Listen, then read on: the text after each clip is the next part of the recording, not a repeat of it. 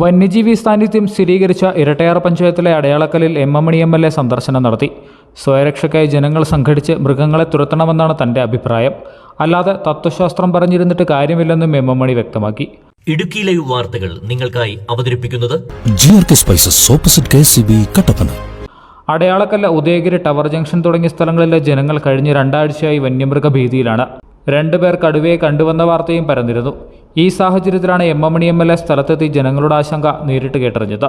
വന്യമൃഗത്തിന്റെ കാൽപ്പാടുകൾ കണ്ടെത്തിയ സ്ഥലങ്ങളും എം.എൽ.എ സന്ദർശിച്ചു. സ്വയരക്ഷ കണക്കിലെടുത്ത് ജനങ്ങൾ സംഘടിച്ച വന്യമൃഗങ്ങളെ തുരത്തണമെന്നാണ് തന്റെ അഭിപ്രായം. അല്ലാതെ തത്വശാസ്ത്രം പറഞ്ഞിട്ട് കാര്യമില്ലെന്നും എം.എം. മണി പറഞ്ഞു.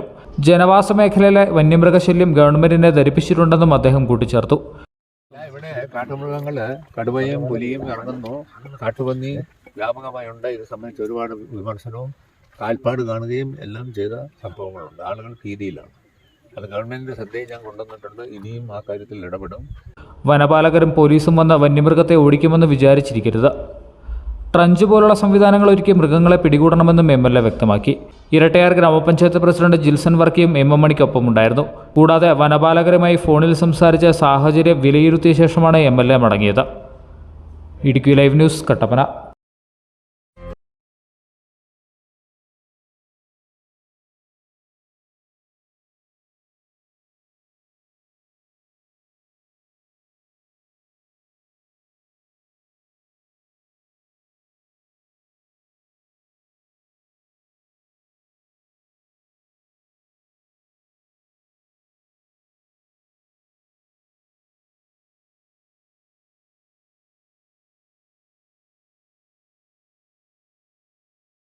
Opposite KCB Kattappana.